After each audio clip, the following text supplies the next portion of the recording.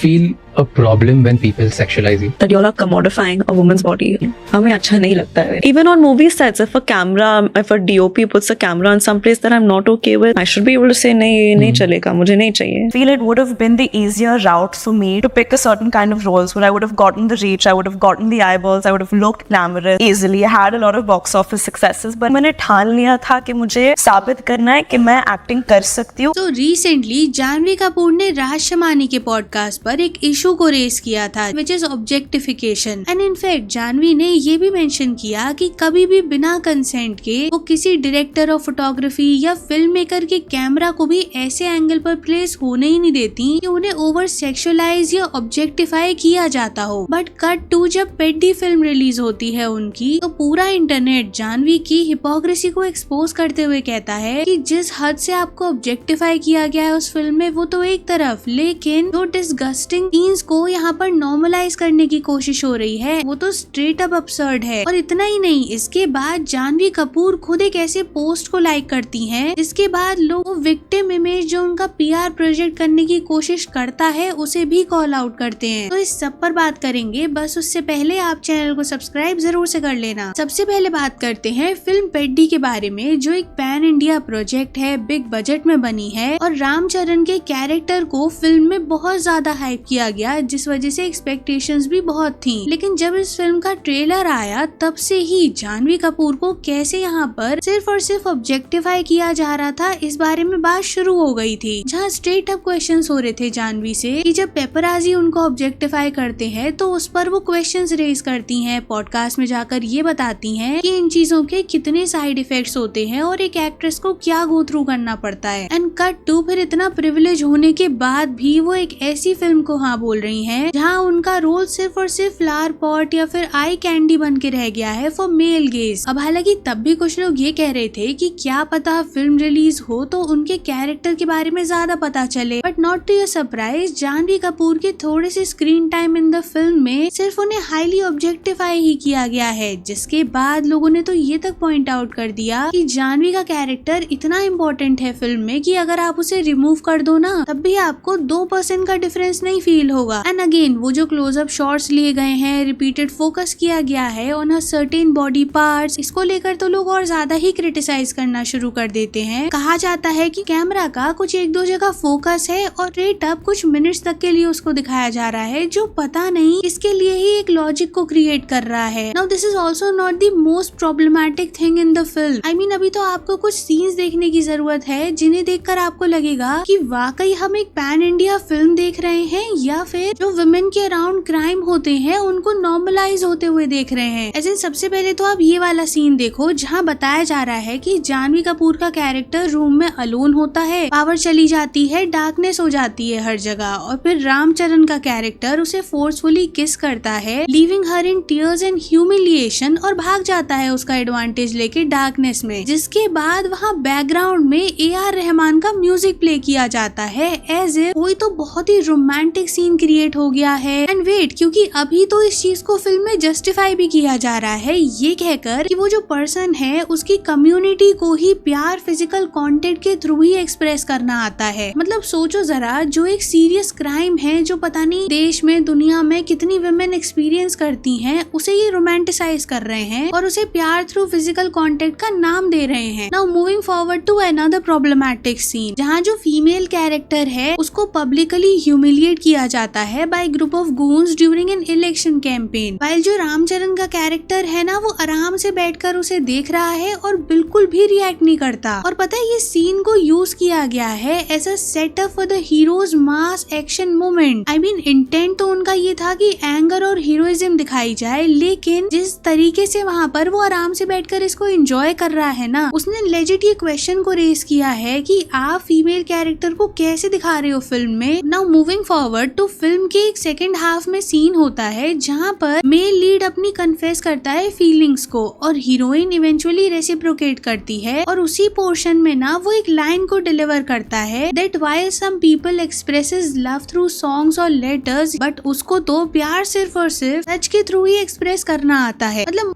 Station और को ये प्यार कन्फेस करने का जरिया बताया गया है। तो ऑफ कोर्स फिल्म देखने वालों को डीपली अनकंफर्टेबल लगा और उन्हें ऐसा लग रहा था कि रोमांस का आइडिया आपको दिखाना है, समझ आता है, लेकिन कंसेंट नाम की कोई चीज एग्जिस्ट करती है या नहीं। और सिर्फ इतना ही नहीं, और भी छोटे छोटे बहुत सारे इंस्टेंसेस दिखेंगे आपको फिल्म में, क्योंकि जिस तरीके से इन्होंने फीमेल कैरेक्टर के अराउंड स्टोरी बनाई है ना, उसे देखकर आपको समझ आएगा कि वो तो कोई ऑब्जेक्ट ऑफ डिजायर है, ना कि कोई इंडिविजुअल है जिसके अराउंड इनअप्रोप्रिएट बिहेवियर को रोमांटिसाइज किया गया है। और देखो, इस चीज में गलती जितनी फिल्म मेकर और राइटर की है ना, उससे ज्यादा उस एक्टर या एक्ट्रेस की है जिन्होंने ऐसे रोल को हाँ बोला है। मतलब जानवी जैसी एक्ट्रेस जो कुछ ही टाइम पहले ऑब्जेक्टिफिकेशन कैसे बहुत बड़ा इशू है इस पर बात भी कर रही है, ये बता भी रही है कि कैसे वो डायरेक्टर या फिर फोटोग्राफर्स को बिल्कुल अलाउ नहीं करती है उसको ऑब्जेक्टिफाई करना, वो इसमें इन्वॉल्व है। मतलब चलो आपको नहीं पता कि इतना जूम इन जूम आउट किया जा रहा है वो एडिटिंग के टाइम पर हुआ होगा, लेकिन वैसे absurd सीन्स आपने शूट किए हैं उस टाइम तो आपको रियलाइज हो रहा होगा ना कि एक्चुअली क्या हो रहा है। और आई थिंक इससे पहले ही रियलाइज हो गया होगा जब आपने स्क्रिप्ट पढ़ी होगी और आपको समझ आ रहा होगा कि ये कैरेक्टर ही क्या है अपने आप में। क्योंकि अगर 2026 में आकर एक पैन इंडिया फिल्म में ऐसी चीजों को कॉल आउट करना पड़ रहा है तो इससे ज्यादा problematic I don't think so कुछ और साउंड करेगा ना। जैसे मैंने आपको बताया कि क्रिटिसिज्म बहुत ज्यादा हो रहा था, तो ऐसे में ये एक पोस्ट था जो किसी ने किया और लिखा कि पेडी the most expensive disrespect ever paid to a leading women in Indian cinema है। और यहाँ डिटेल में बताया गया है कि कैसे इतने करोड़ों की फिल्म बनी है जहाँ पर फीमेल कैरेक्टर को सिर्फ और सिर्फ डिसरिस्पेक्ट होते हुए दिखाया गया है। एक फ्लावर पॉट, एक मेल गेज का ऐसा ऑब्जेक्ट बना दिया गया है जिस पर रामचरण का कैरेक्टर पूरे टाइम सिर्फ लस्ट ही करता रहता है। तो जिसके कुछ टाइम बाद लोग इसी पोस्ट पर जानवी कपूर का लाइक नोटिस कर लेते हैं एंड डिस्कशन 360 डिग्री चेंज होके रख जाता है। एज इन अगर जानवी कपूर इस पोस्ट को लाइक कर रही हैं तो क्या मतलब होगा कि जानवी भी इन बातों से अग्री करती हैं, लेकिन लोग जानवी कपूर की हिपोक्रेसी, डबल स्टैंडर्ड और उनके पीआर का ये विक्टिम कार्ड को अगेन एंड अगेन प्ले करने को लेकर इतना उसे कॉल आउट करते हैं कि बोला जाने लगता है कि किसी ने उसको फोर्स तो किया नहीं होगा फिल्म करने के लिए, या उसके पास बिल्कुल भी प्रिविलेज नहीं था इसको नो बोलने का, या वो ऐसी किसी कंडीशन में फंसी हुई थी कि अगर वो ये मूवी ना करती तो डू और डाई वाली सिचुएशन हो जाती। तो ऐसे में अगर विलिंगली उस फिल्म का पार्ट बन रही है, वो प्रमोशंस में प्रेस कर रही है इस फिल्म को, एंड फिर जब इंटरनेट क्रिटिसाइज करना शुरू कर देता है तो अचानक उसे भी इसमें प्रॉब्लम दिख जाती है। जैसे अगर आप डबल स्टैंडर्ड का टैग नहीं दोगे तो क्या कहोगे। अब हालांकि जानवी को डिफेंड करने वाले एंड उनकी पीआर का ये कहना है कि मे बी वो फाइनल पोर्ट्रेयल से खुश ना हो, वो क्रिटिसिज्म को एक्नॉलेज तो कर ही रही है ना कम से कम, तो ऐसे में तो उसको प्रेस करना चाहिए। जिसे फिर काउंटर करने वाले लोग कहते हैं कि आपने ऐसी फिल्म की ही क्यों फिर, बिकॉज रिपोर्टेडली पेडी के फिल्म मेकर ने ये रिवील किया था कि ये फिल्म पहले वो खुशी कपूर को दे रहे थे जो जानवी की रियल सिस्टर हैं, बट फिर उन्हें ये रियलाइज होता है कि खुशी इस रोल के लिए सूटेबल नहीं है, तो वो जानवी को कंसिडर कर देते हैं और जानवी हाँ कर देती हैं। तो इन शॉर्ट ये कोई रैंडम मूव नहीं था, पूरा प्लान किया गया और आपकी मर्जी से हुआ मूव था। तो ऐसे में जब क्रिटिसिज्म आ रहा है तो सिर्फ और सिर्फ विक्टिम कार्ड प्ले करने के लिए या फिल्म मेकर पर पूरा बर्डन डालने के लिए आप ऐसा मूव नहीं कर सकते हो। बाकी अब आपका इस पर क्या ओपिनियन है कमेंट बॉक्स में जरूर बताना, and don't forget to like and share the video, subscribe to the channel, and thanks for watching.